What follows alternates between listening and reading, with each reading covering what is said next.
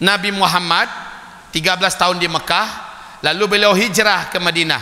Nah, 10 tahun beliau hijrah, sejak itu tahun hijriah mulai dihitung, ya, sejak beliau di Madinah. Oke. Nah, menghitung umur umat Nabi Muhammad bukan sejak Nabi hijrah, tapi sejak Allah utus beliau sebagai Nabi dan Rasul. Maknanya 13 tahun Nabi di Makkah harus ditambahkan ke 1445. Betul tidak? Betul tidak? Tambahkan 1445 tambah 13 tahun di Makkah. Jadi berapa? Jadinya 1458. Sekarang Bapak Ibu, kita ambil angka yang paling mentok, angka yang paling aman, karena tak mungkin lebih dari 1500. Kita ambil angka full, 1500 kurang 1458. Jadi berapa? Jadi berapa sisanya, wahai kaum muslimin, wahai umat Nabi akhir zaman? Jadi berapa? 1500 dikurangi 1458 jadi berapa? Berarti paling lama umat Islam hidup di muka bumi ini, hitungan hijriah paling lama 42 tahun lagi ke depan. Itu paling lama, Pak. Udah deket atau masih lama? Sudah deket apa masih lama?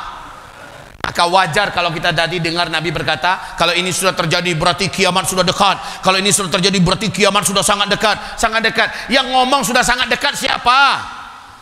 Rasulullah Sallallahu Alaihi Wasallam. Saya bukan nakut-nakutin, tapi saya sedang memperingatkan kita semua, jangan masih menghalalkan segala cara. Kita ini udah dekat dengan kiamat. Jangan mengabai-abaikan perintah Allah Subhanahu Wa Taala. Kita ini udah dekat dengan kiamat. Setidak-tidaknya kiamat pribadi kita lah. Bismillahirrahmanirrahim. Alhamdulillahilladzi bi ni'matihi tatimmus shalihat. مجيب دعوات رفيع الدرجات وهو الذي يقبل توبة عباده ويعفو عن السيئات أشهد أن لا إله إلا الله وحده لا شريك له وأشهد أن سيدنا ونبينا محمدا عبده ورسوله لا نبي بعده. Hadirin yang dimuliakan Allah SWT, pertama-tama marilah kita bersyukur pada Allah SWT atas limpahan rahmat, hidayah serta inayahnya kepada kita semua, sehingga alhamdulillahilladzi bi ni'matil iman wal islam, dan terlebih lagi kita dapat berkumpul di sini dalam rangka sama-sama menuntut ilmu, yang dimana dalam salah satu hadis baginda Nabi besar Muhammad sallallahu alaihi wasallam, man salaka tariqan yaltamisu fihi ilman sahalallahu tariqan ilal jannah. Barang siapa yang meringankan langkahnya menuju suatu majelis ilmu, sahalallahu tariqan ilal jannah, maka suatu saat Allah SWT akan memudahkan langkahnya menuju surga. Semoga hadirin bapak-bapak sekalian dan ibu-ibu, kita termasuk ke dalam hadis ini yang kelak dimudahkan Allah SWT menuju surganya dengan kemudahan. Amin ya rabbal alamin. Tokoh agama, tokoh masyarakat, para asatidz wa ustadzat, bapak-bapak dan ibu-ibu, singkatnya hadirin hadirat yang dimuliakan Allah SWT, alhamdulillah telah hadir di tengah-tengah kita pada malam hari ini. Sangat spesial sekali. Salah satu dai nasional kita, guru kita bersama, yakni Abuya Zulkifli Muhammad Ali, yang dimana ini merupakan kalau tidak salah roadshow dakwah beliau yang keempat, masjid yang keempat, 4 atau 5. Kita doakan semoga beliau sehat walafiat hingga meneruskan roadshow dakwahnya di Lombok ini. Kami ucapkan ahlan wa sahlan kepada Abuya Zulkifli Muhammad Ali. Ini merupakan Masjid Al-Amin lingkungan Karangpanas, Ampenan Selatan, Lombok, Kota Mataram, Lombok. Ya, semoga betah di Lombok, Abuya. Alhamdulillah, ini merupakan sebuah kehormatan bagi masjid kami yang ada di sini, telah dihadirkan Abuya di sini. Semoga Allah SWT berikan kita terus keistiqomahan belajar kepada beliau dan belajar kepada asatidz yang lain, amin ya rabbal alamin. Untuk mempersingkat waktu, marilah kita sama-sama dengarkan ceramah yang akan disampaikan oleh Abuya Zulkifli Muhammad Ali dengan tema muhasabah awal tahun dan tanda-tanda akhir zaman. Untuk Abuya, waktu dan tempat dipersilahkan. Perlu kami informasikan terlebih dahulu, insyaallah nanti Isya, waktu sholat Isya akan ditakhirkan atau diakhirkan, dan nanti setelah adzan berkumandang kita lanjutkan kembali. Begitu, terima kasih.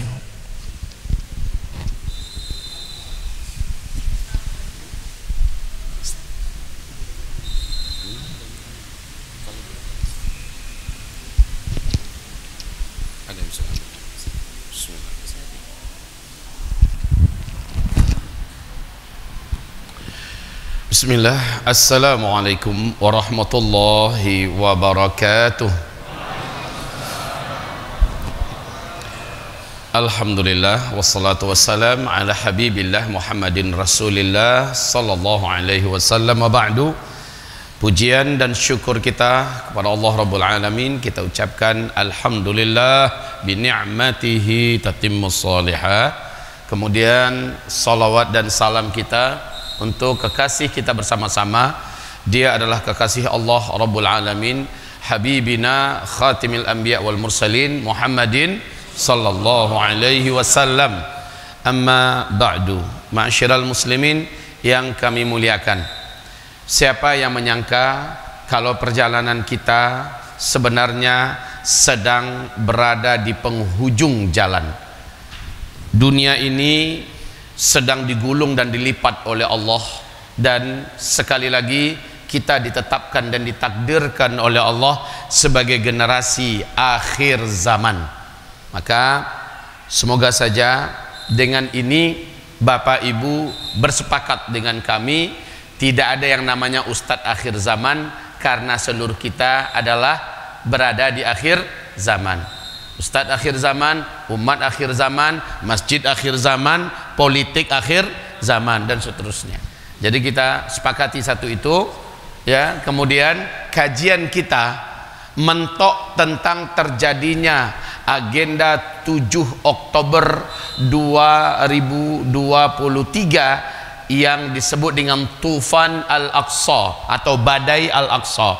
Dan siapa yang menyangka kalau ternyata perang 7 Oktober itu berlangsung sampai hari ini, yaitu sudah 111 hari.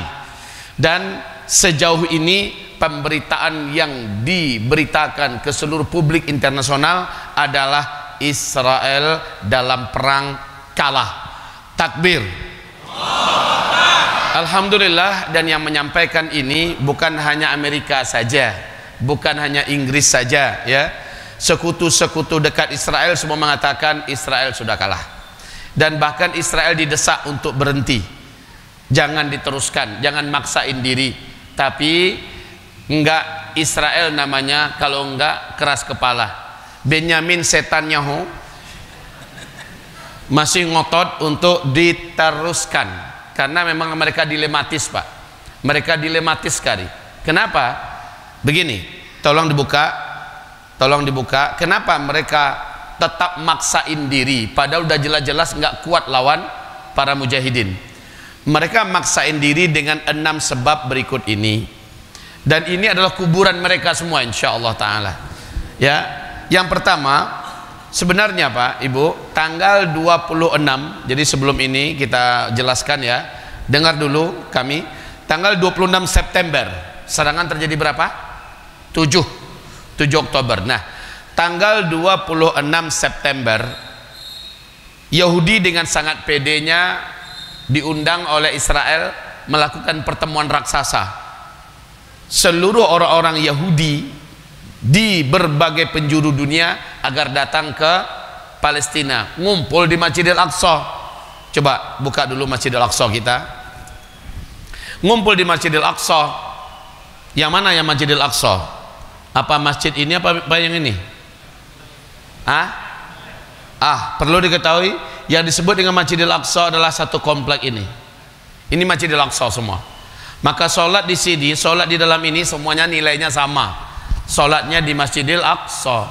Nah, tanggal 26 September berkumpullah ratusan ribu orang Yahudi seluruh dunia. Mereka mengadakan acara pesta dan ritual suci keagamaan Yahudi, sambil joget-joget, nari-nari, nyanyi-nyanyi, menodai kesucian Masjidil Aqsa kita. Ratusan ribu jumlahnya. Dan mereka pada akhirnya puncak acara adalah meniup terompet yang terbuat dari tanduk sapi.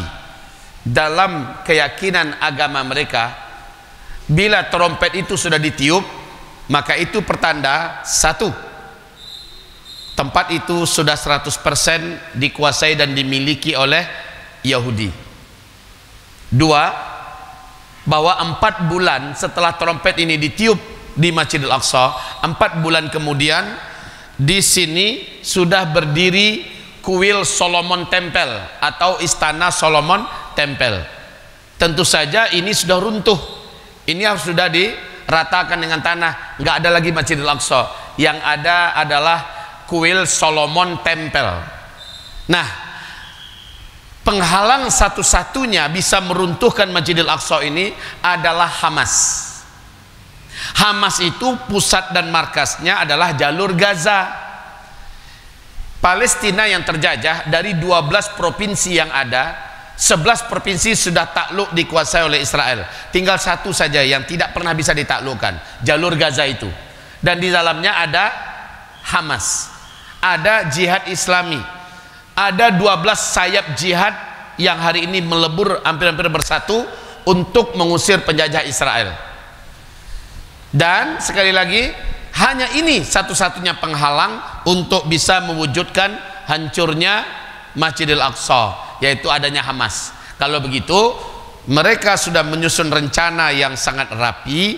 Tanggal 8 Oktober serangan yang membumi hanguskan jalur Gaza dilancarkan. Nanti apa kata dunia terserah, nanti pula diurus. Pokoknya jalur Gaza habis, orang Palestina Gaza mati semua, Hamas dan semua mujahidin lenyap selama-lamanya. 8 Oktober. Oleh intelijen Hamas yang menyebar di berbagai kota yang dijajah oleh Israel, berita ini fix jatuh ke tangan intelijen Hamas. Maka mereka tetapkan strategi sehari sebelum Israel yang menyerang, mereka duluan yang menyerang, yaitu tanggal 7 Oktober. Dan itu adalah hari puncak-puncak pestanya orang Yahudi. Puncak-puncak pesta. Terjadilah serangan yang mengguncang dunia. Ya. 7 Oktober di pagi hari, dari darat, dari laut, dan dari udara, dengan cara yang tidak pernah terbayangkan dan belum pernah ada yang membuat sebelumnya. Dan pada hari itu saja lebih 2000 orang Israel tewas. Alhamdulillah. Hadirin yang kami muliakan, kejadian ini ternyata masuk dalam agenda akhir zaman yang dinubuatkan oleh Nabi besar Muhammad sallallahu alaihi wasallam. Bapak-bapak dan ibu-ibu yang kami muliakan, dengan lantang Abu Ubaidah berkata, perang ini adalah perang jihad dan ribat Asqalan. Coba lihatkan Gaza sebentar. Asqalan, ini adalah jihad dan ribat Asqalan, kata Abu Ubaidah. Siapa Abu Ubaidah? Tokoh favorit dunia internasional hari ini. Orang mengidolakan beliau pada hari ini, Pak. Mau laki-laki, mau wanita, mau muslim, mau kafir, hari ini sedang mengidolakan Abu Ubaidah. Apa kata Abu Ubaidah? Ini jihad, ini perang, ini ribat Asqalan. Ini yang Asqalan. Coba di zoom. Ini seluruhnya adalah Palestina yang dijajah ya. Dan yang warna kuning ini sudah tidak ada lagi sekarang. Semua sudah putih, dikuasai Israel. Nah, ini yang jalur Gaza, satu-satunya yang masih merdeka dan tidak bisa dikuasai oleh Israel, cuma jalur Gaza. Ini Gaza, tempat Imam Syafi'i lahir. Ini Asqalan atau Askelon. Mungkin Bapak Ibu pernah dengar Ibnu Hajar Al-Asqalani, ya. Maka Asqalani Askelon. Dan sekarang ini Zekim, ini Asqalan, ini Asdod, Rehoboth, Ramla, Betiam, Tel Aviv dan seterusnya. Semua wilayah ini hari ini sudah babak belur, ya. Dan penduduknya lari, kosong kota-kota ini, Pak. Rumah-rumahnya semuanya kosong pada hari ini. Yang tinggal cuma militer yang dalam keadaan dihantui ketakutan, militer IDF. Nah, Bapak Ibu yang kami muliakan, ternyata perang yang terjadi ini ada dalam hadis dan hadisnya sahih. Dan setelah perang ini ada kabar besar yang akan terjadi. Palestina dengan izin Allah akan merdeka. Takbir. Ini hadis, bukan andai kata mudah-mudahan bisa jadi barangkali, amin. Nggak gitu. Tapi ini pasti terjadi insya Allah, gitu ya. Sebab urut-urutan hadisnya Nabi ceritakan. Mari kita buka 5 fase dulu. Buka 5 fase sebentar. Nah, di sini Bapak Ibu lihat, Nabi berkata umat Islam ini akan menjalani 5 fase sejak beliau diutus sampai umat ini habis. Nah, beliau diutus kami sebut dengan istilah start. Umat ini habis kami sebut dengan istilah finish. Apa yang terjadi dengan finish di sini? Terjadi tanda besar kiamat yang ke-7. Sebelum kiamat Bapak Ibu, terjadi 10 tanda besar terlebih dahulu. Yang pertama adalah Dukhon, yang kedua Dajjal, yang ketiga turunnya Nabi Isa alaihissalam, yang keempat Ya'juj Ma'juj, yang kelima matahari terbit dari sebelah barat, yang keenam binatang raksasa keluar dari perut bumi mengelilingi seluruh bumi, dan yang ketujuh, ini dia yang ketujuh. Di sini ini yang ketujuh, yaitu angin lembut kematian berhembus dari Yaman yang dengan cepat membungkus dunia. Siapa saja orang Islam umat Nabi Muhammad yang masih hidup, di dalam dadanya ada iman kepada Allah, walaupun imannya hanya seujung kuku, angin lembut kematian ini sampai kepada orang tersebut, walaupun dia sedang di atas gunung, walaupun dia sedang di lembah, di gurun Sahara, di pulau, di mana saja ada orang Islam yang di dalam dadanya ada iman kepada Allah, angin lembut kematian yang dari negeri Yaman ini sampai kepada dia. Ketika kulitnya tersentuh oleh angin lembut kematian ini, terhirup olehnya angin lembut kematian ini, yang dianya sejuk, Pak, juga wangi kesturi bau angin itu. Nah, ketika terhirup oleh orang Islam yang beriman ini, saat itu di tempat itu juga dia langsung tergeletak meninggal dunia, husnul khotimah. Seluruh orang Islam sedunia akan meninggal dunia serentak. Ini tanda besar kiamat yang ke-7. Sejak itu kami istilahkan finish, karena tidak ada lagi orang Islam yang beriman, tidak ada lagi umat Nabi Muhammad. Nabi berkata, setelah ini semua, 1 atau 2 generasi setelah itu barulah kiamat besar, kehancuran alam semesta. Manusia yang tersisa adalah yang tidak kenal Allah sama sekali. Mereka hidup bagaikan di hutan belantara, ya, menjadi manusia liar, tak ada peradaban, tidak ada etika. Bahkan nampak wanita di tengah pasar seperti ayam jantan menaiki ayam betina, berhubungan langsung di tengah orang ramai. Itu yang terjadi setelah ini. Setelah ini, di hadis yang lain Nabi bersabda 40 tahun kemudian setelah finish ini barulah kiamat besar, kehancuran alam semesta. Oke? Nah, Nabi berkata dari start ke finish, ya, dari start ke finish akan kalian lewati nanti 5 fase sejarah. Sekarang kita sedang di penghujung fase keempat. Masya Allah, kita sedang di penghujung fase keempat. Fase pertama, kedua, ketiga, Islam memimpin dunia ribuan tahun, Pak. Fase pertama, fase di mana Nabi Muhammad langsung yang memimpin kita, lamanya 23 tahun. Nabi meninggal, masuk fase kedua, fase khilafah rasyidah ala minhajin nubuwah. Ini berlangsung selama 30 tahun. Dan setelah itu masuklah fase ketiga, dan di mana para khalifah tetap dipanggil khalifah, Pak, tapi sudah menggunakan sistem kerajaan. Ini yang paling lama, ya, 1227 tahun, ya. Fase ini 1227 tahun, ada 3 dinasti. Dinasti Bani Umayyah, dinasti Bani Abbasiyah, dinasti Bani Utsmaniyah. Dan fase ketiga ini telah tutup. Kapan? runtuhnya khilafah Islamiyah Al-Utsmaniyah di Turki pada tanggal 3 bulan Maret tahun 1924, fase ketiga ini berakhir. Sejak itu sampai hari ini kita berada pada fase kegelapan, fase yang paling muram, fase Islam tidak memimpin dunia dan kaum muslimin diinjak-injak di mana-mana.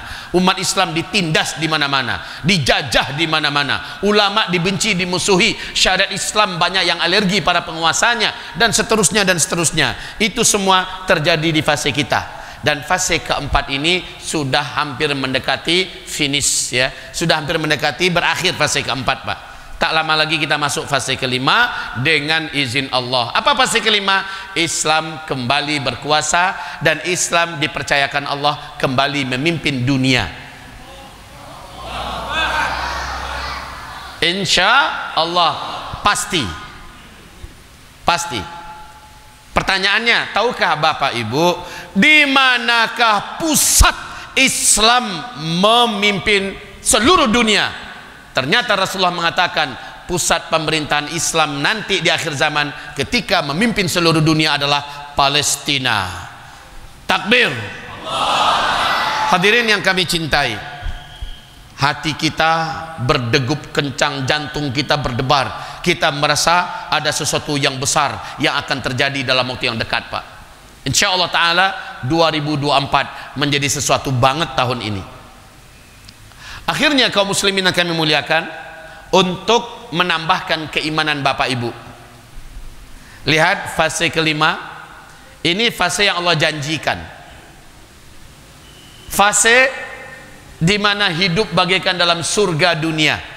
Tidak ada satupun peperangan, tidak ada satupun bencana, tidak ada satupun kemiskinan, tidak ada pun kita temukan manusia kelahi dengan satu orang lawan satu orang. Jangankan satu negara dengan satu negara, satu orang lawan satu orang saja tidak ada, saking amannya fase kelima ini, Pak. Orang tidak ditemukan orang miskin, kaya semuanya sekaya-kayanya. Rumah-rumah sakit sepi karena Allah angkat penyakit.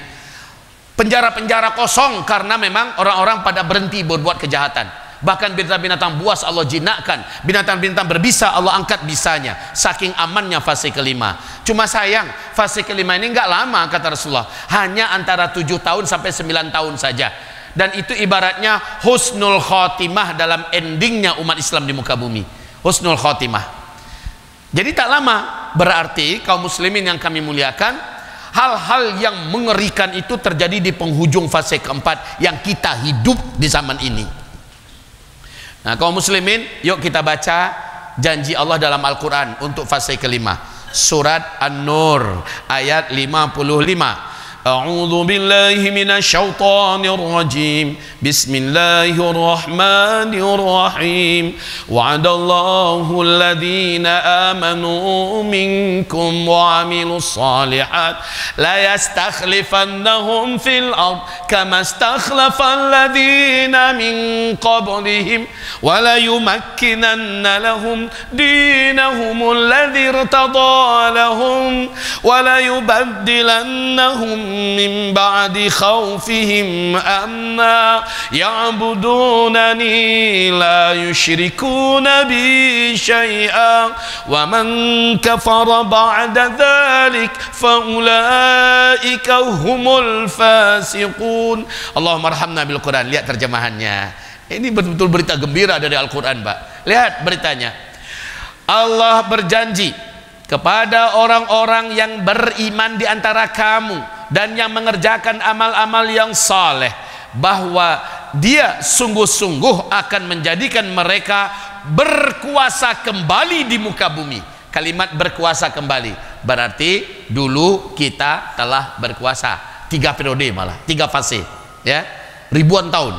Di fase ini aja yang tidak, ya, tapi Allah berjanji kamu akan kembali berkuasa di muka bumi sebagaimana dia telah menjadikan orang-orang sebelum mereka berkuasa. Coba lihat itu janji Allah. Kembali ke 5 fase tadi. Wahai Bapak Ibu yang kami cintai, hebatnya urutan-urutan fase ini dan perang Palestina hari ini dia urutan ini.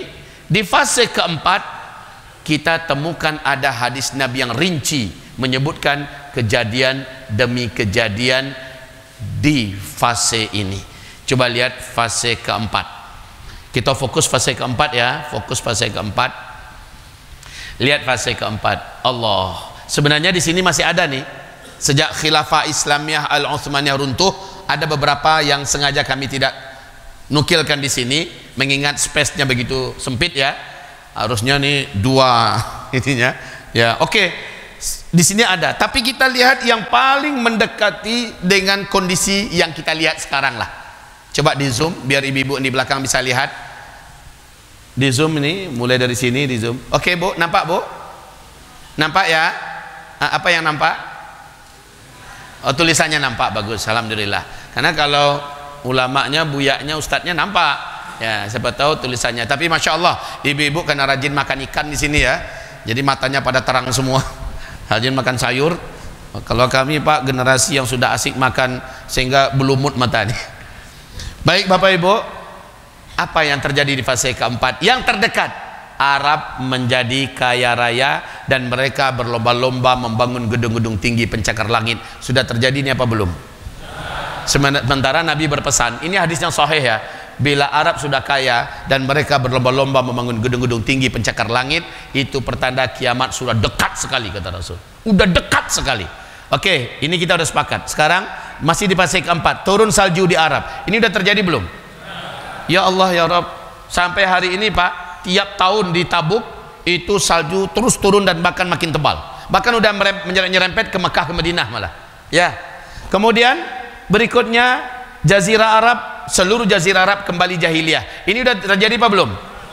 Jadi turun salju di Arab. Apa kata Rasul? Hai Muaz, bila daerah ini sudah turun salju, maka jarak antara ubun-ubunmu dengan kiamat sudah sangat dekat, sangat dekat.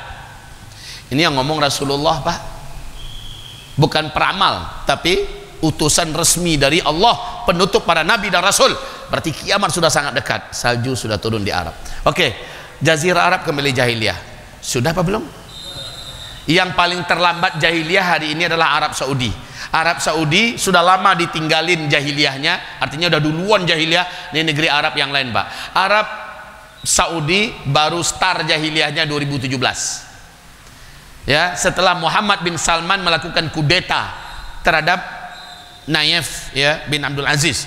Pangeran Nayef dikudeta 2017 dan langsung Arab Saudi dirubah oleh Pangeran Muhammad bin Salman menjadi negeri liberal yang dulunya bersyariat ya. Negeri liberal di mana semua yang haram jadi secara bertahap halal. Sekarang orang mau berzina di Arab itu boleh Pak, di Arab Saudi. Mau masuk ke hotel mana saja, bawa perempuan apa saja, nggak ditanya lagi mana buku nikahmu. Nggak ada lagi polisi syariat, udah nggak ada Pak. LGBT sudah boleh sekarang. Bahkan di Mekah terjadi pernikahan sejenis. Ya, Bapak Ibu yang kami muliakan, kami punya videonya, kami punya datanya. Ini karena kita nggak sempat untuk menyampaikan, menayangkan videonya, mengingat waktu ya, maka saya sampaikan yang kira-kira sudah terwakili. Baru-baru ini 1,5 bulan yang lalu di Riyadh telah diresmikan pusat perjudian terlengkap, tercanggih, termodern, online dan offline ya, terbesar nomor 1 di dunia. Apa yang hari ini kata Muhammad bin Salman ada di Eropa, 2025 ada di Arab. Saya pastikan seluruh Arab tahun 2025 sudah menjadi Eropa baru. Ketika podcast saya dengan Ari Untung, yang paling ngamuk-ngamuk orang Salafi Pak, Salafi Wahabi, paling ngamuk-ngamuk mereka. Uzma ini telah jelek-jelekan Arab Saudi. Saya bukan jelek-jelekin, Arab Saudi sendiri yang melakukan itu. Pangeran Muhammad bin Salman sendiri yang mengungkapkan di depan televisi, saya pastikan Arab tahun 2025 sudah menjadi Eropa baru. Jadi kebiasaan orang Arab hari ini yang buang-buang duit ke Eropa, mau berjudi, minuman keras, mau berzina semacamnya, nggak usah lagi ke sana, kita siapkan semuanya di Arab. Ini yang ngomong siapa? Langsung Pangeran Muhammad bin Salman, dan itu ada di TV. Jadi para Salafi Wahabi ini tolong bukalah kembali, TV itu masih ada, YouTube itu masih ada, buka. Siapa yang ngomong itu? Dia yang terang-terangan mengatakan saya menolak semua hadis-hadis sahih Nabi Muhammad, saya tolak semuanya. Ini yang ngomong siapa? Muhammad bin Salman. Jadi baik ya Bapak Ibu, jadi udah jahiliyah dah, memang udah jahiliyah. Yang paling terlambat jahiliyah adalah Arab Saudi. Tapi walaupun terlambat Pak, dari 2017 startnya dia langsung pakai gigi 5. Nggak mau ketinggalan, ngegas gigi 5. nggak peduli mau tikungan tajam mau apa, pokoknya ngegas terus. Yang dulu nggak boleh jadi boleh bener-beneran, luar biasa. Ini kata Rasulullah, la tattabi'anna sunanal ladzina min qablikum shibran fa shibra, dhira'an fa dhira'a, hatta walau dakhalu juhra dhabbin tabi'tumuh. Ini hadis-hadisnya jelas. Nabi Muhammad menyebutkan Arab di akhir zaman kembali jahiliyah. Nah, sekarang terjadinya. Setelah itu, ketika mereka sudah mulai jahiliyah, ada yang hebat. Apa itu? Berdirinya Imarat Islamiyah. Apa itu Imarat Islamiyah? Imarat Islamiyah adalah sebuah pemerintahan di sebuah negara. Kan Islam sedang tidak memimpin dunia nih, tapi tetap ada satu negara yang mengumumkan berjalannya syariat Islam 100%. Al-Quran dan Sunnah di atas segala-galanya, ya. Dan pemerintahan seperti ini disebut dengan Imarat Islamiyah.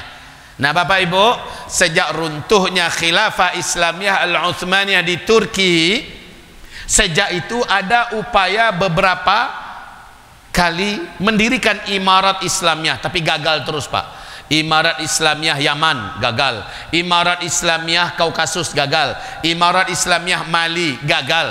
Kalau di Indonesia DITII gagal. Semuanya diperangi. Tapi ada satu imarat yang dia sudah berdiri sampai hari ini kokoh, bahkan berdirinya bukan karena dihadiahi, tapi sudah menang perang, Pak. Yang dikalahkan gak tanggung-tanggung dua superpower dunia, Uni Soviet dan Amerika Serikat, tumbang, ya, mereka hancur berkeping-keping, ya. Pada tanggal dulu yang paling pertama dibuatnya keok, yaitu Uni Soviet. Kemudian setelah Uni Soviet tumbang, Amerika cemas, jangan-jangan nanti ini Emirat Islamiyah di mana nih kira-kira? Afghanistan. Jangan-jangan ini menjadi cikal bakal kekuatan Islam dunia nanti. Lalu dia perangi, bukan sebulan dua bulan. Padahal Amerika sudah keroyokan, bawa NATO, seluruh negara-negara kuat Eropa diajak ngeroyok para santri di Afghanistan. Jadi santri itu bahasa Arabnya Taliban. Taliban itu terjemahan Indonesianya santri. Dan mereka bersatu melakukan perlawanan, Allah tolong. Kayak Hamas sekarang, Pak. Bersatu melakukan perlawanan, Allah tolong. Coba lihat, 20 tahun perang melawan Amerika Serikat yang katanya super power dunia, dan itu pun dah keroyokan pakai NATO.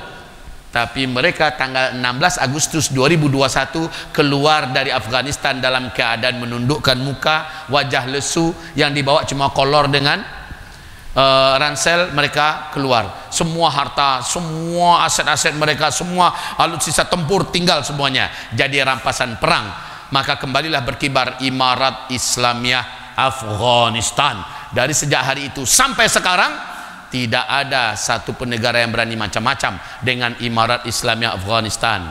Maka Masya Allah nih, urutan ini nanti saya sebutkan hadisnya ya, Bapak akan terkejut. Luar biasa, Nabi menyebutkan ada urutan hadisnya dan itu sahih. Oke. Nah, setelah itu lanjut di sini. Ketika Arab jahiliyah, Arab menjadi kaya, maka Arab pun menelantarkan dan bahkan mengkhianati Palestina. Tapi Palestina tidak mau diam, bangkit dan melakukan perlawanan hebat di Asqalan, Palestina. Sekarang kita buka hadisnya. Nah, coba lihat ini, kita buka hadisnya. Kita buat sepakatan dulu. Nanti masuk waktu azan Isya, kita berhenti, kita dengarkan azan Isya, simak jawab, lanjut kajian. Oke? Baru setelah selesai semuanya sholat berjamaah Isya yang ditakhirkan. Setuju? Setuju ya, Alhamdulillah. Ini namanya sholat atamah, yaitu sholat Isya yang ditunda demi ilmu. Dan ini di zaman Nabi malah lebih afdol pahalanya. Kalau bukan demi ilmu nggak boleh nonton bola, nggak boleh. Kalau untuk ilmu silakan. Oke, ini hadisnya ya. Awalu hadzal amri nubuwatun wa rahmah, thumma yakunu khilafatan wa rahmah, thumma yakunu mulkan wa rahmah, thumma yakunu imaratan, yang imarat tadi, imaratan wa rahmah. Thumma yatakadamuna alai takadumal humur fa alaikum bil jihad wa inna afdhala jihadikum ar-ribat wa inna afdhala ribatikum asqalan.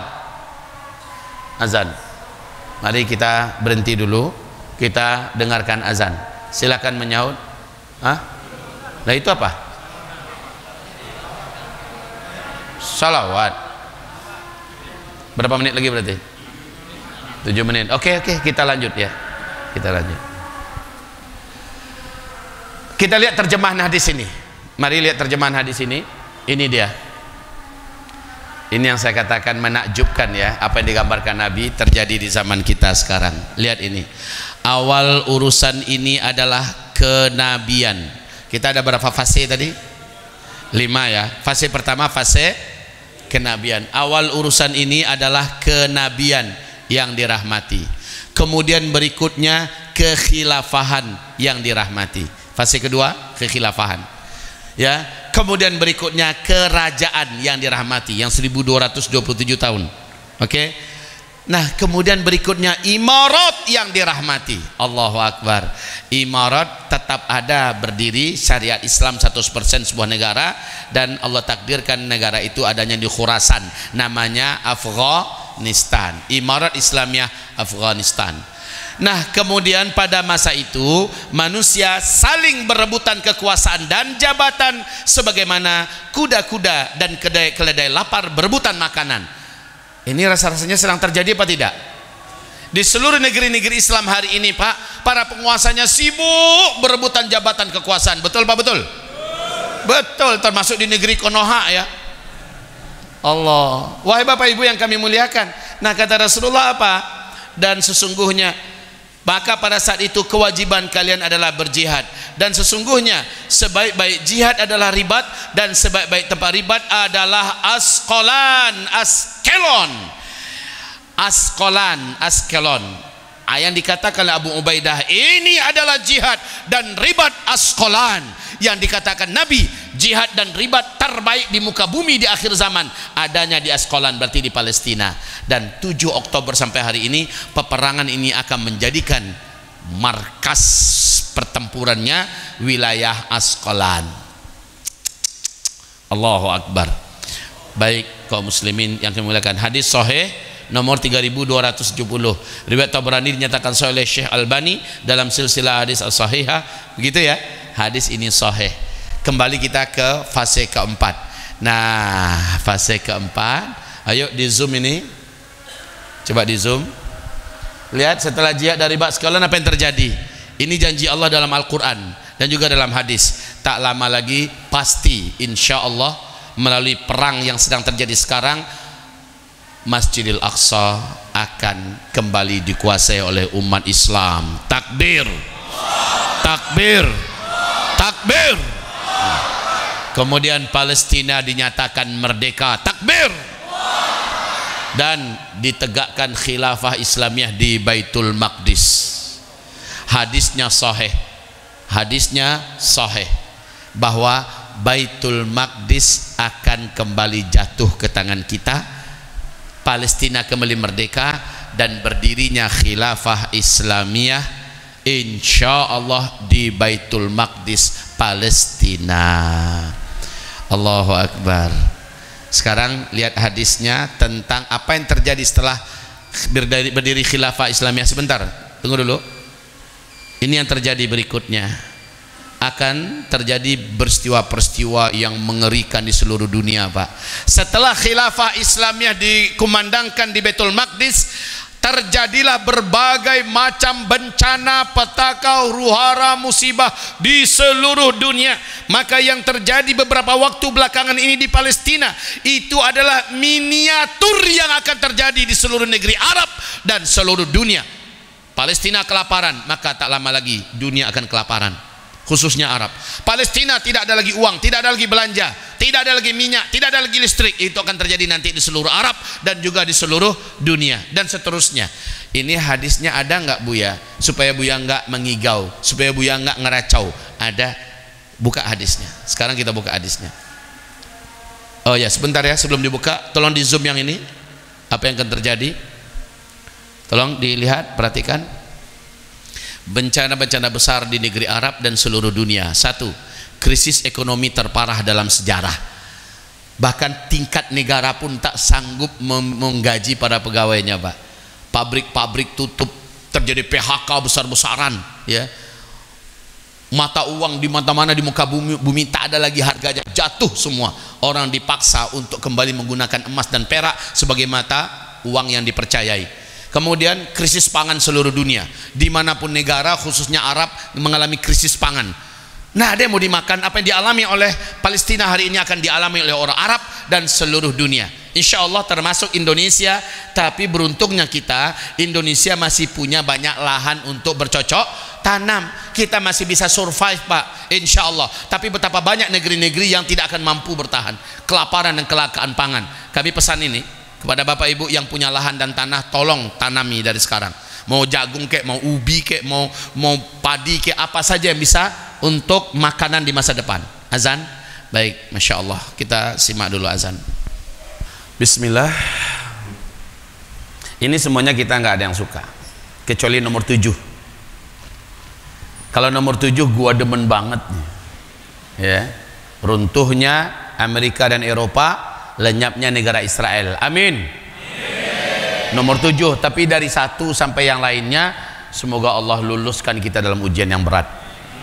Dan ini harus terjadi Bapak Ibu, yaitu krisis ekonomi terparah dalam sejarah. Makanya pesan saya, kalau ada yang punya sedikit banyak tabungan, tolong ditarik tabungannya, mulai menyimpan dalam bentuk emas. Nggak tahu nih 2024 ini entah apa yang akan terjadi dengan muka bumi kita ini Pak.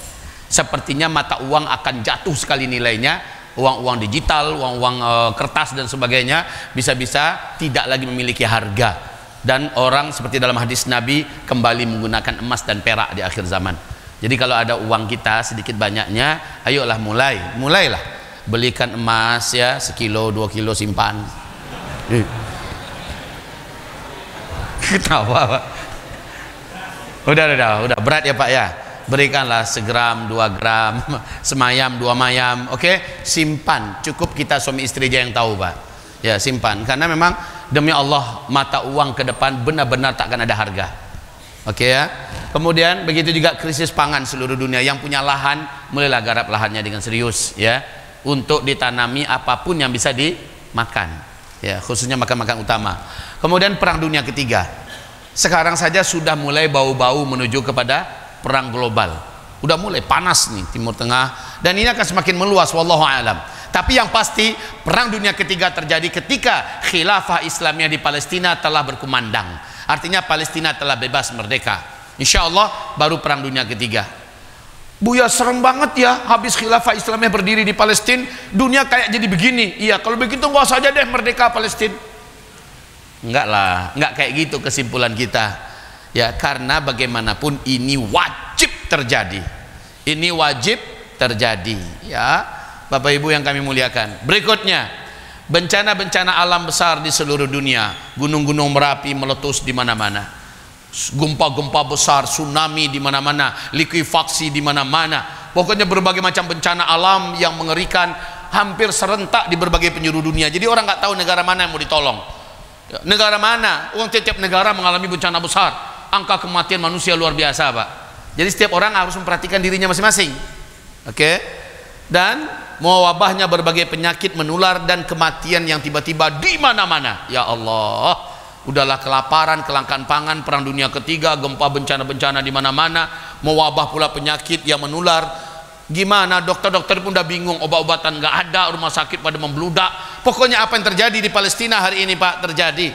Oke? Kemudian perang perebutan kekuasaan. Di mana-mana perang perebutan jabatan kekuasaan. Ya Allah, mudah-mudahan nggak terjadi di Indonesia. Tapi yang jelas dalam hadisnya, setiap negeri-negeri muslim akan berebutan kekuasaan dan jabatan sampai berdarah-darah.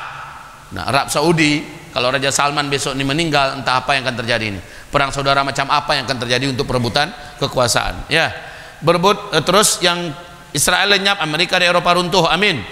Yang ke-8, kerusuhan, perang, pembunuhan, chaos terjadi di mana-mana. Ribut, nggak tahu siapa yang akan melindungi siapa.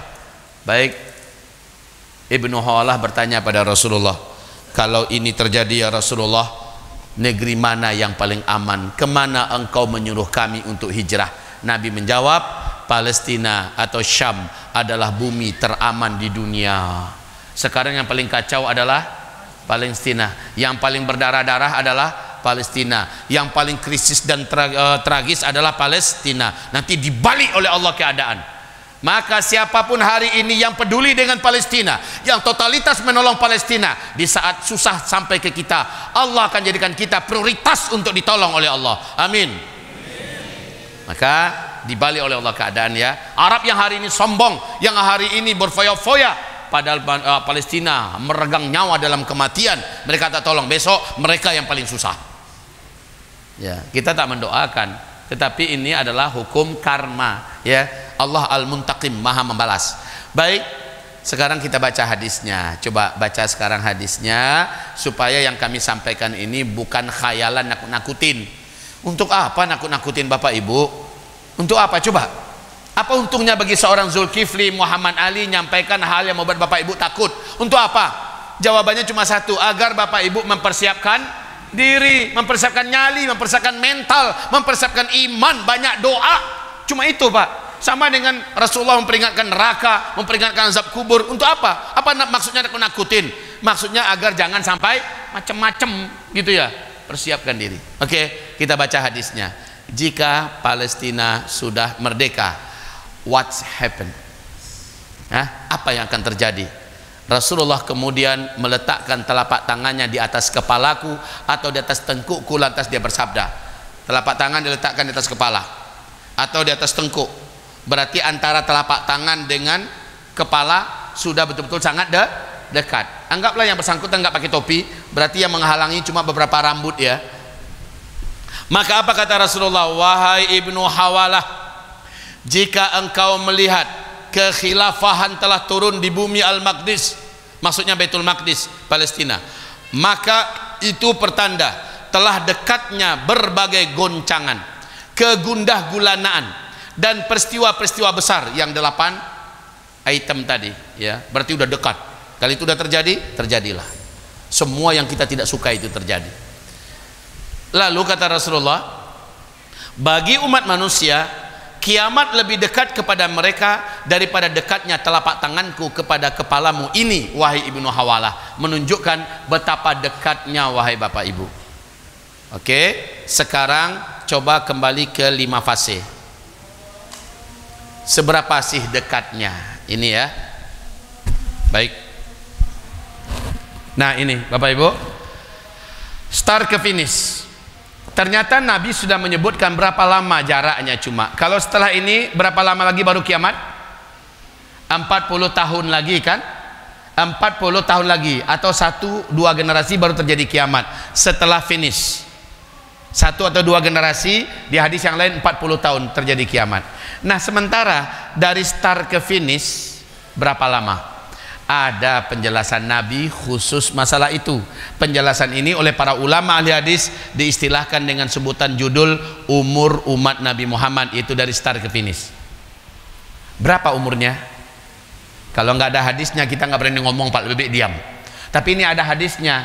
Cuma syukurnya hadisnya levelnya hadis ahad. Hadis ahad itu ada 3. Yang tertinggi sahih, pertengahan hasan, paling bawah dhaif. Tapi walaupun ini hadis ahad termasuk dhaif, diakui oleh seluruh ulama ahli hadis, hadis dhaif masih perkataan Rasulullah yang mulia. Tolong hargai, tolong muliakan. Walaupun hadis dhaif tidak boleh dijadikan sebagai landasan akidah, tidak boleh dijadikan sebagai dalil untuk urusan usuluddin, ya. Hadis dhaif dipakai dalam urusan fadail amal, dipakai dalam urusan targhib dan tarhib, dipakai.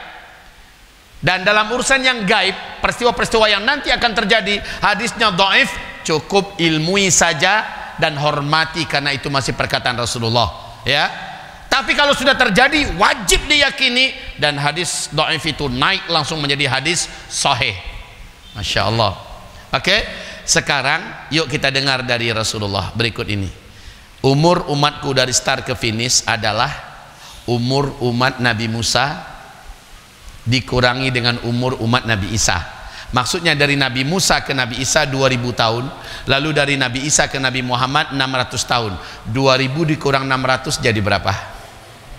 1400. Oke? 1400. Nah, di sini dibuat 1400. Hitungan Hijriah 1400. Buya, sekarang kita sudah 1445 Hijriah. Buya, berarti ini udah bablas. Oh, tunggu dulu. Karena enggak satu ini saja riwayatnya. Ada lagi riwayat kedua. Dan riwayat kedua ini jumlah periwayatannya jauh lebih banyak, saling kuat menguatkan sehingga naik level hadisnya setingkat ke atas. Namanya Hasan li ghairi. Apa kata Nabi? Umur umatku di sisi Allah adalah 1 hari saja. Lalu Allah menambahkan untuk umatku setengah hari lagi. Semoga umatku tidak menjadi lemah karena Allah menambahkan untuk mereka setengah hari lagi. 1 hari di sisi Allah kaum muslimin, berapa lama kita di dunia menghitungnya?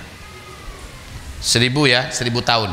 Dalilnya adalah surat As-Sajdah ayat 5. Yudabbirul amra minas samai ilal ard thumma ya'ruju ilaihi fi yawmin kana miqdaruhu alfasana mimma ta'uddun. 1 hari di sisi Allah 1000 tahun kalian menjalaninya dan menghitungnya di dunia. Jadi udah jelas itu. Kalau begitu 1 hari setengah jadi berapa? 1500. Oke, ada 2 riwayat, 1400, 1500. Lalu yang mau dipakai yang mana? Maka ini domainnya para ulama ahli hadis. Mereka mendiskusikan 2 kelompok hadis ini. Kesimpulan jumhur, mayoritas ulama menyimpulkan umur umat Nabi Muhammad dari start ke finish adalah antara 1400 ke 1500. Tapi Imam As-Suyuti dalam kitab Al-Hawi beliau mengatakan takkan sampai 1500, pokoknya lebih dari 1400. Namun dalam hal ini saya Zulkifli Muhammad Ali lebih menyukai redaksi bahasa dari imam dan ulama hadis dunia berikut, namanya Syekh Al-Hafiz Imam Ibnu Rajab Al-Hambali. Apa kata beliau? Umur umat Nabi Muhammad dari start ke finish adalah lebih dari 1400 tahun, tapi takkan lewat dari 1500. Nah, saya pribadi lebih menyukai redaksi bahasa yang ini, Pak. Lebih dari 1400 tapi takkan lewat dari 1500. Sekarang mari kita berhitung 1445 Hijriah. Hijriah itu Bapak Ibu adalah Nabi Muhammad 13 tahun di Mekah, lalu beliau hijrah ke Madinah. Nah, 10 tahun beliau hijrah. Sejak itu tahun Hijriah mulai dihitung, ya. Sejak beliau di Madinah. Oke. Nah, menghitung umur umat Nabi Muhammad bukan sejak Nabi hijrah, tapi sejak Allah utus beliau sebagai nabi dan rasul. Maknanya 13 tahun Nabi di Makkah harus ditambahkan ke 1445. Betul tidak? Betul tidak? Tambahkan 1445 tambah 13 tahun di Makkah. Jadi berapa? Jadinya 1458. Sekarang Bapak Ibu kita ambil angka yang paling mentok, angka yang paling aman, karena tak mungkin lebih dari 1500. Kita ambil angka full 1500 kurang 1458. Jadi berapa? Jadi berapa sisanya wahai kaum muslimin, wahai umat Nabi akhir zaman? Jadi berapa? 1500 dikurangi 1458 jadi berapa? Berarti paling lama umat Islam hidup di muka bumi ini, hitungan Hijriah paling lama 42 tahun lagi ke depan. Itu paling lama, Pak. Udah dekat atau masih lama? Sudah dekat apa masih lama? Maka wajar kalau kita tadi dengar Nabi berkata, kalau ini sudah terjadi berarti kiamat sudah dekat. Kalau ini sudah terjadi berarti kiamat sudah sangat dekat. Sangat dekat. Yang ngomong sudah sangat dekat siapa?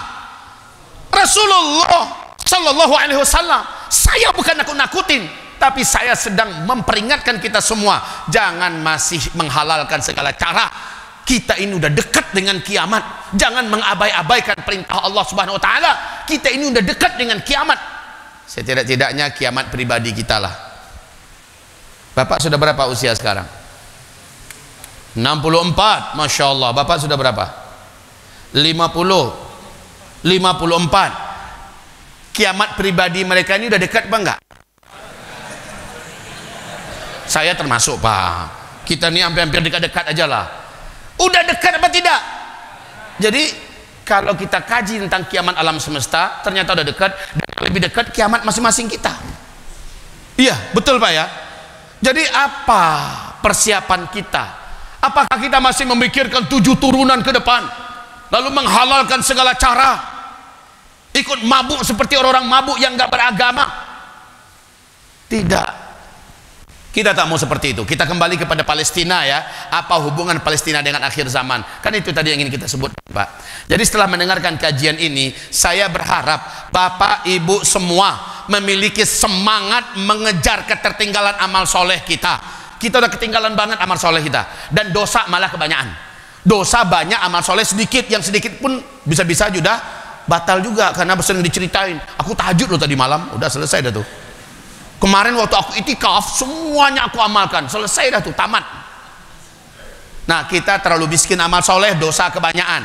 Kiamat udah dekat, kiamat sudah dekat. Sekarang Palestina sedang terbuka di depan mata kita, menjadi jalan tol menuju apa yang Allah janjikan, mengejar ketertinggalan kita.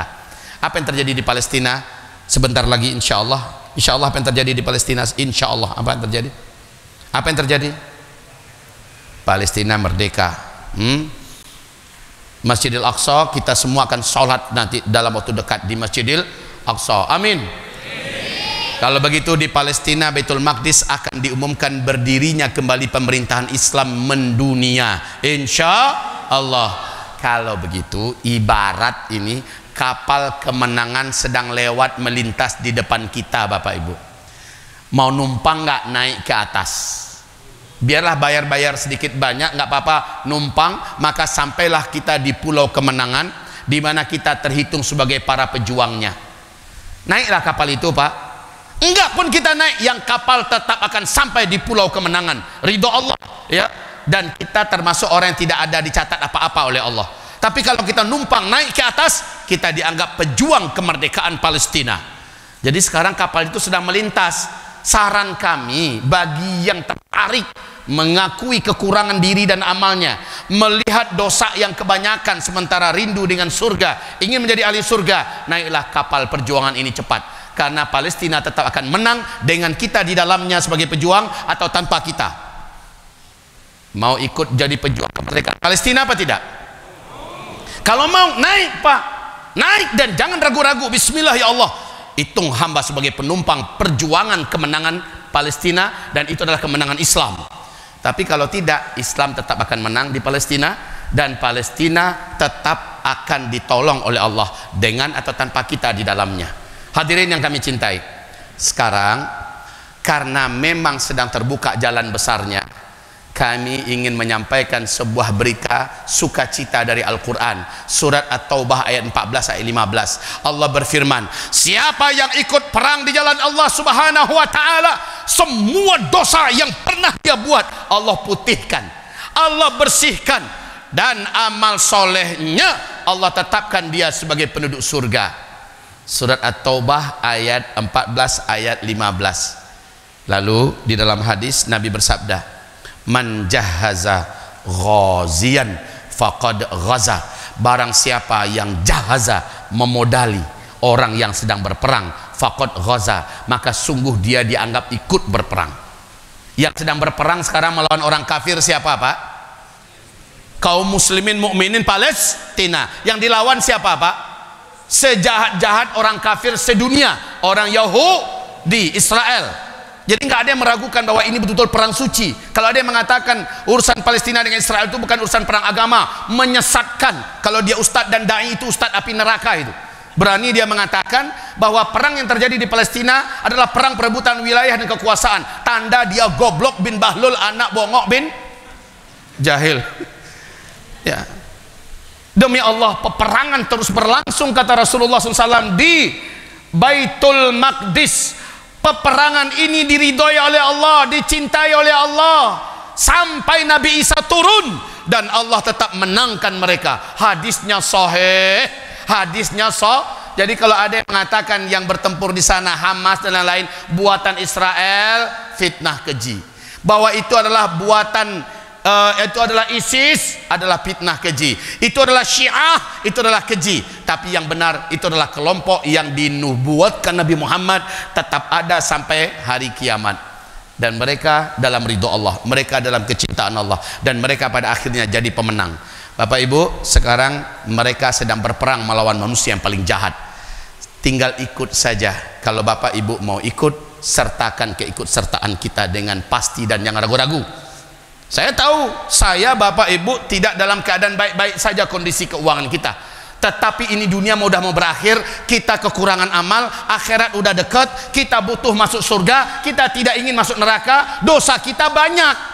Maka cara yang paling cepat adalah naik ke atas kapal, kita langsung diputihkan oleh Allah Subhanahu wa ta'ala. Langsung diputihkan oleh Allah. Pak, Ibu, di zaman Nabi meninggal salah seorang sahabat Nabi yang sudah masuk Islam. Tapi sayang, jenazahnya tergeletak saja, tidak ada yang mau menyelenggarakan jenazahnya. Ini orang dibiarkan terbujur kaku. Datanglah Nabi Muhammad bertanya, saudara-saudara, kenapa tak kalian selenggarakan jenazahnya? Muslim gak ini? Muslim ya Rasulullah. Kenapa tidak kalian selenggarakan jenazahnya? Apa kata para sahabat? Ya Rasulullah, kayaknya dia tak berhak deh. Tak berhak apaan?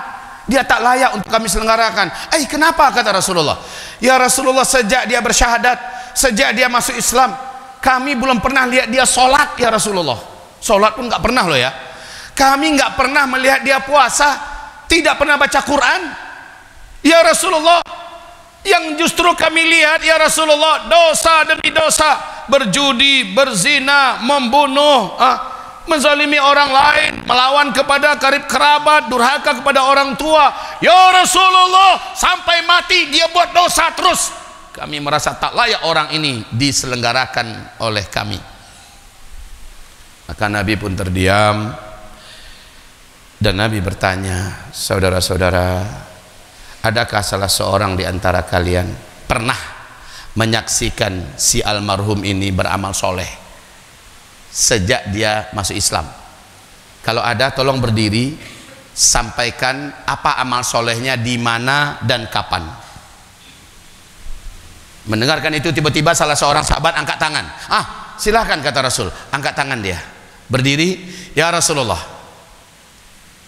dia dan saya pernah suatu hari dulu dalam peperangan jihad melawan orang-orang kafir di negeri Anu, di perang Anu ya Rasulullah. Dia dan saya ribat satu malam suntuk sampai pagi. Ribat itu apa? Ribat itu adalah amalan di medan jihad, mengawasi, memata-matai gerak-gerik musuh, Pak. Ronda. Jadi semalaman itu dia tugasnya meronda, lihat musuh lagi ngapain, ada pergerakan enggak, dan sebagainya. Jadi amalan memata-matai dan meronda ini namanya ribat, ya. Ya Rasulullah, dia dan saya semalaman suntuk sama-sama ribat. Mendengarkan ini, Rasulullah langsung berubah mukanya, dia sing-singkan lengan bajunya, dengan tangan beliau yang suci dan mulia, langsung beliau yang angkat jenazah ini untuk dimandikan. Melihat Rasulullah langsung yang akan menyelenggarakan, Pak, para sahabat langsung berduyun-duyun, ikut menyelenggarakan pemandian jenazah. Lalu setelah itu dikapani, disolatkan, nggak tanggung-tanggung. Yang mengimami solatnya langsung yang mulia baginda Sayyidina Muhammad Rasulullah sallallahu alaihi wasallam. Wahai kaum muslimin, Rasulullah langsung. Setelah itu, ketika akan dikuburkan, Rasul membuat kejutan. Rasul masuk ke dalam dengan seorang sahabat yang lain.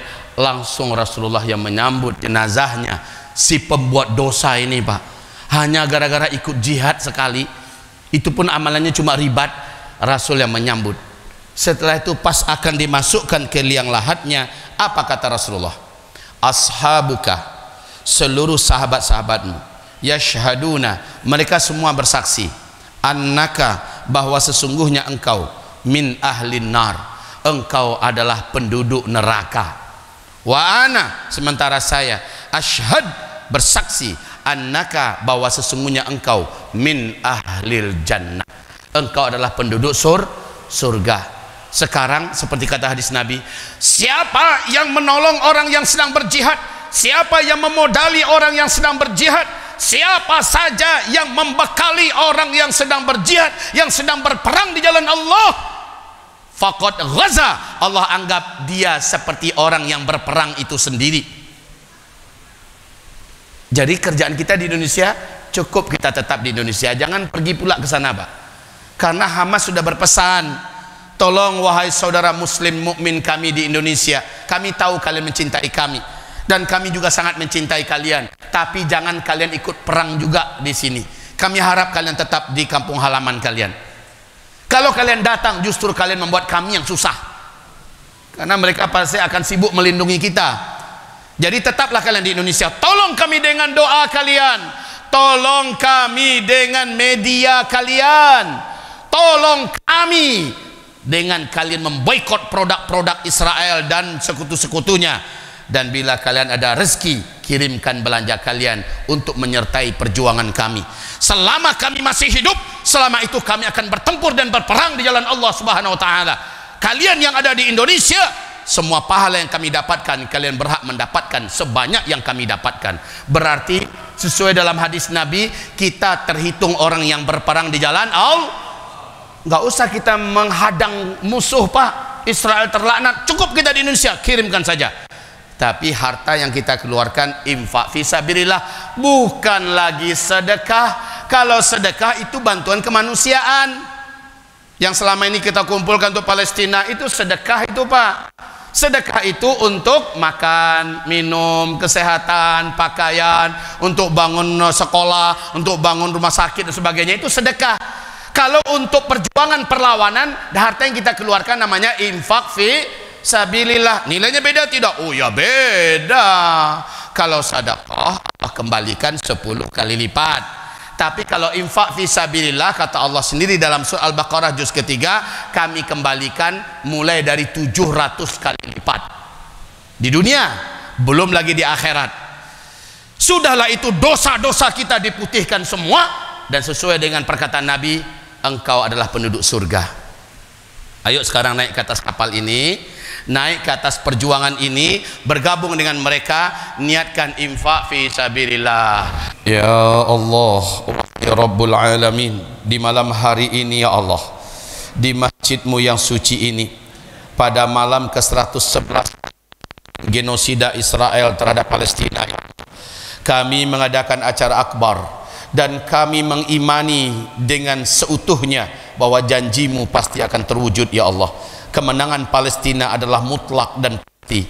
Ya Allah, engkau pasti akan merdekakan Palestina untuk kami umat Islam seluruh dunia ya Allah. Engkau pasti akan merdekakan Masjidil Aqsa. Kami yakin para mujahidin yang ada di sana, engkau pasti tolong dan bela mereka.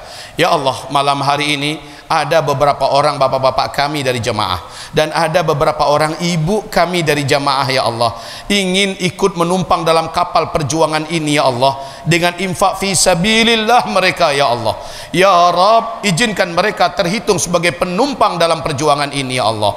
Ya Allah, berikan untuk mereka aliran pahala sebanyak yang didapatkan oleh para pejuang-pejuang kemerdekaan Palestina di Palestina saat ini ya Allah. Ya Rabb, terimalah dari mereka dan ampuni, putihkan seluruh dosa-dosa bapak-bapak dan ibu-ibu kami ini ya Allah. Ya Rabb, kami gantilah dan gantilah untuk mereka dengan yang lebih banyak dan dengan yang lebih baik dan lebih berkah ya Allah. Ya Rabb, berkahilah harta yang masih di tangan mereka, berkahilah keluarga dan anak keturunan mereka. Dan tadi ada yang meniatkan untuk ayahnya ya Allah, ada yang meniatkan untuk ibunya yang almarhum ya Allah. Sampaikan niat ini untuk orang tuanya yang sudah almarhum ya Allah, tanpa mengurangi pahala anak-anak ini ya Allah. Ya Rabbal Alamin, Ya Arhamar Rahimin, Ya Mujibas Sa'ilin. Sampai akhir hayat mereka, penuhi hati mereka dengan iman ya Allah. Penuhilah hati bapak ibu ini dengan ketakwaan dan kesolehan ya Allah. Rezekikan mereka akhir hayat husnul khotimah. Bebaskan mereka semua dari azab kubur ya Allah. Bebaskan mereka semua dari beratnya urusan padang mahsyar ya Allah. Dan bebaskan mereka satu detik pun mereka benar-benar terbebas dari api neraka-Mu kelak di hari kiamat ya Allah. Masukkan bapak ibu kami ini ke dalam surga-Mu. Allahumma amin, Allahumma amin, Allahumma amin, Allahumma amin. Wa sallallahu ala habibina wa sayyidina Muhammad sallallahu alaihi wasallam. Adapun hamba-hamba-Mu yang lain yang bersedekah ya Allah ke dalam kotak-kotak atau sebelumnya mereka sudah bersedekah, terimalah seluruh sedekah mereka ya Allah. Terimalah seluruh sedekah mereka ya Allah. Terimalah seluruh sedekah mereka, dan Engkau maha menepati janji apa yang Engkau janjikan ya Allah. Muliakan semua kami, angkatlah semua kami, dan ampuni kami seluruhnya ya Allah. Allahumma rabbana amin, Allahumma rabbana amin, Allahumma rabbana amin. Wassallillahumma ala sayyidina Muhammadin sallallahu alaihi wasallam ala alihi wa sahbihi ajmain. Amin amin. Minta izin Bapak Ibu kepada bapak kami tadi, mohon bisa kita berdiri bersama untuk kita berfoto bersama. Dan sekali lagi, foto ini kami menganggap perlu dan penting. Untuk apa?